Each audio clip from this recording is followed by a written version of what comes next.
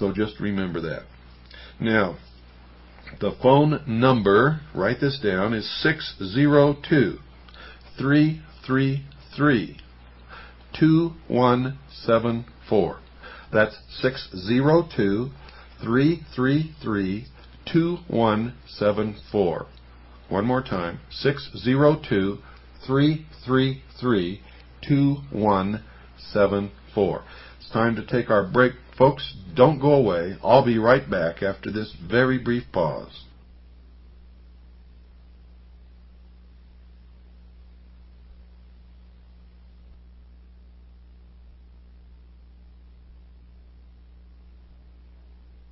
I'm back, and I'm happy. Boy, am I happy. And I want you to be happy, too, folks. I want you to do something now that will make you feel good, because it'll take a nagging worry from the back of your mind, and it'll take a great weight off your shoulders. You see, you're sitting there with everything you've ever worked for all your life at risk. You're watching the dollar lose its value. You're watching creeping inflation, which, by the way, is going to creep harder and faster and higher here in the very near future, according to Alan Greenspan. And you should know who he is, so I'm not going to tell you. And all of this is going to hurt you. It's going to hurt you an awful lot. Well, don't be worried anymore. Just pick up the phone and call Swiss America Trading, 1-800-289-2646. Do it now, folks. Don't wait. Call 1-800-289-2646. Don't watch the value of everything that you've ever worked for just slowly disappear. And don't wait for this economic collapse to come, because when it does, it'll be too late. There won't be any way that you'll be able to save anything. So call now, 1-800-289-2646. That's 1-800-289-2646. While you're at it, folks, mention my name, William Cooper. Tell them that you listen to the Hour of the Time. Thank them for sponsoring this program, for paying for all the airtime and satellite time. And they are paying for all of that. We don't put any of it in our pocket. They don't pay me. The money goes directly to the radio station, directly to the satellite.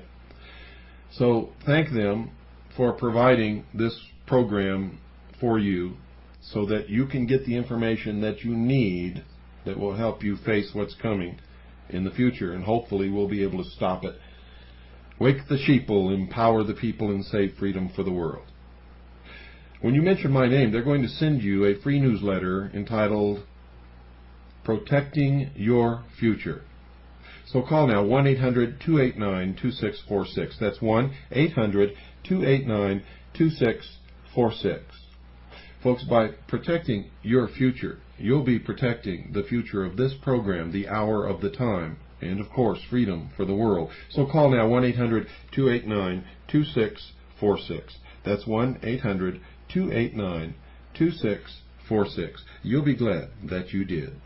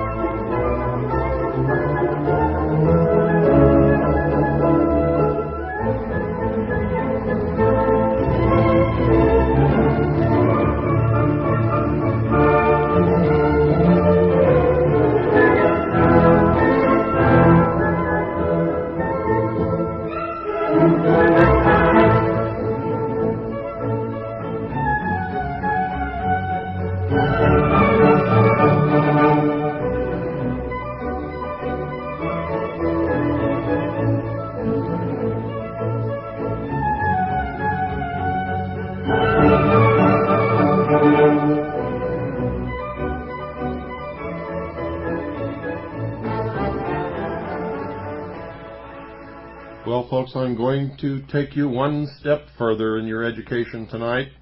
I am holding in my hands, dear listeners, an old, very old book, published in 1883 in Philadelphia by Collins and McDill. The name of this book is In the Coils, or The Coming Conflict.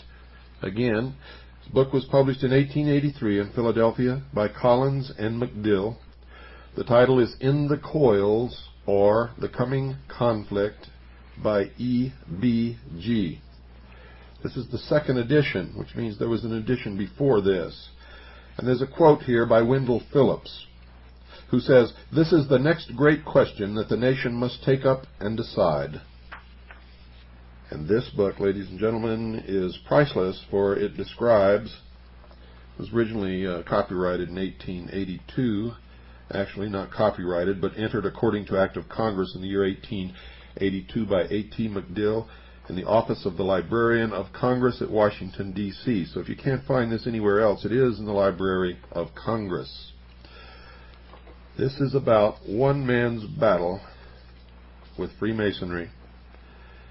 And I'm going to read to you a letter which begins on page 237. This letter is written by Dr. Groves and sent to a Mr. Dover. Brandon, May 18th. My dear friend, I have delayed a reply to your note in order that I might be able to answer both your questions fully and with some degree of certainty. I am glad to be able to say that I am personally acquainted with your nephew and that I highly esteem him. I have consulted several influential men in our village, and we all agree in our opinion of Bates and his prospects in this precinct. So I can answer both of your questions together and use the plural we and our instead of showing you mine opinion alone. We believe Bates to be the best candidate in the field as yet, and it is possible that he will have our hearty support. We are not altogether satisfied with any of our candidates, but we do not expect to find one that will suit us in every particular. We may consistently support a person and yet have some objection to him. So in regard to Bates, we have one serious objection to him. But whether that will be in our way of supporting him depends upon circumstances. I suppose you want a plain statement of the whole matter rather than any uncertain and flattering promises. And I will not be kept back by fear of offending you or by a desire for office or popularity from stating clearly our objection to Bates and the circumstances in which he may probably expect our support. We do not object to his abilities, moral character, republicanism, relatives, or general fitness for the place. We appreciate him for all these. Our only objection to him is that by certain and numerous oaths which he considers binding, we do not, however, he has pledged his support to a monopoly which is more powerful and dangerous than those which he professes to oppose, and has sworn his allegiance to a government which claims supremacy over all other authority, whether of church or state. In a word, as we are informed, Mr. Bates is a Freemason. Now we know that everyone who enters the lodge swears, quote, to support the Constitution of the Grand Lodge of the state and to conform to the laws of any lodge of which he shall be a member, and also to obey all regular signs, summons, or tokens from any Mason or body of Masons. Now, whatever he may be told before taking this oath, after he does so, he is taught that the authority of the lodge is absolute, the covenant is irrevocable, and its obligations are supreme. In General Ahman Rizan, or the Freemason's Guide, we read, quote, the candidate entering the lodge is on the point of binding himself voluntarily, absolutely, and without reservation forever. Webb's Monitor says, the covenant is irrevocable. Even though a Mason may be suspended or expelled, though he may withdraw from the lodge, journey into countries where Masons cannot be found, or become a subject of despotic governments that persecute, a communicant of bigoted churches that denounce Masonry, he